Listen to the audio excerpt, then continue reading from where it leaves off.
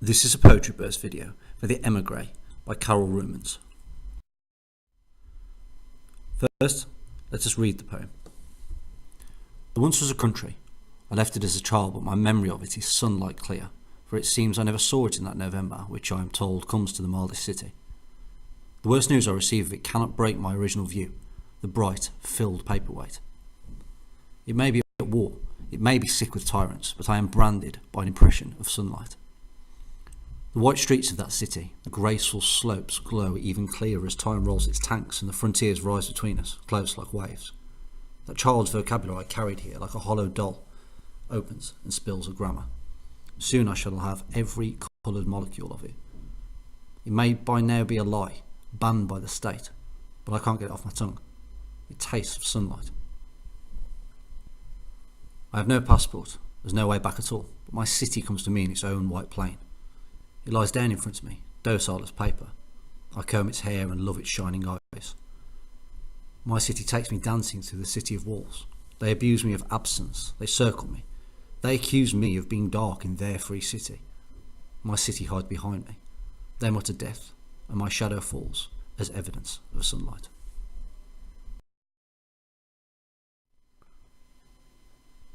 An emigree, notice the feminine form of the title, is someone who travels from one country in order to then settle in another.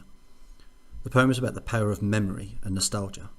The emigree begins with a cliché which is straight out of a fairy tale, there once was a country. But there the parallel ends and the reality kicks in as the first person speaker states quite directly that she left that fairy tale behind, for good.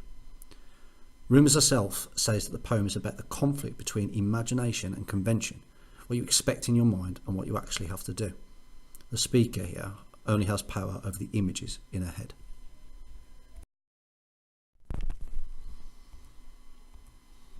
Our speaker talks about a city that she left behind as a child, which now seems to be under attack or run by ambiguous tyrants, the they in the poem. Her view of the city is positive and unwavering. Though the poem obviously talks about a place, it could also represent a time, a person, or even an emotion, anything that can be physically lost but stays in your mind. The poem was written in 1993, but feels now as fresh as ever. We are constantly dealing with the effects of emigration from war-torn countries.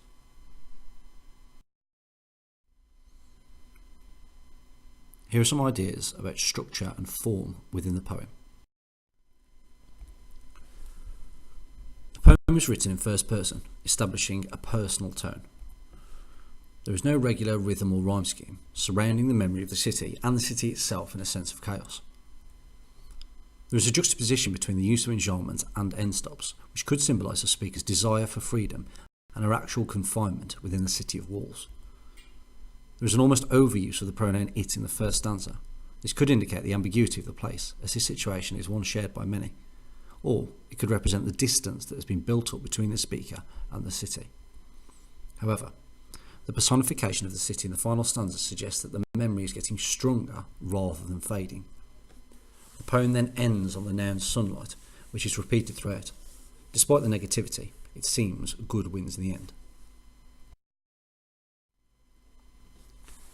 Our first quotation is, "But I am branded by an impression of sunlight."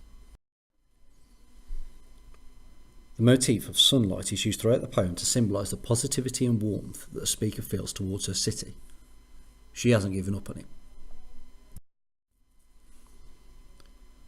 We have the connective but, the pronoun I, the verb branded, the noun impression, the noun sunlight, and also the end stop, which is quite simply the full stop at the end of the line. The connective but is repeated throughout the poem to signal a conflict or a disagreement. Here, it emphasises how, despite the problems in the city, the speaker still feels positively towards it. The pronoun I reinforces how emigration is often a personal, isolating experience. The verb branded has connotations of permanence and scarring. It emphasises just how strong the speaker's positive view is. The noun impression has connotations of imitation or fakery. Here, the sunlight is not as strong as the evidence it provides later. The noun sunlight has connotations of warmth, positivity, and hope. Throughout the poem, it creates a powerful, resolute image of goodness. The positivity of sunlight juxtaposes against the violence of the verb branded. It suggests that even though something awful has happened, the speaker remains positive.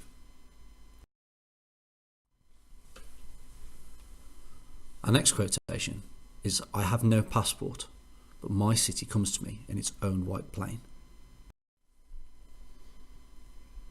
A passport is something you literally need to get into a country, but here it could symbolise how she feels she cannot go back, so the city instead has to come to her via her memories. With the pronouns I and my, the nouns passport and plane, the connective but, the verb comes, and the adjective white. Again, we have an end stop at the end of the line.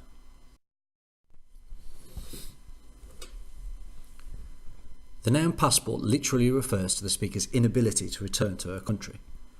Passports are a form of identity, suggesting that the speaker has lost part of hers. The possessive pronoun my has connotations of ownership. It highlights how the speaker feels an unbreakable connection to her city. The verb comes establishes the personification in the final stanza. It makes the city seem alive and gives enormous power to the speaker's memory. It hints at a sense of defiance. Despite her not being allowed into her city, she can still experience it from afar. The adjective white has connotations of purity and peace, while the noun plain could symbolise freedom. It seems that despite the walls and the tyrants, the speaker still feels as though her city is full of hope and possibility. Our final quotation is, "They accuse me of being dark in their free city." The final stanza is littered with ambiguities and contradictions, such as the pronoun they, the links to freedom and walls, the links to light and darkness. The only thing that seems to shine through clearly is the sunlight.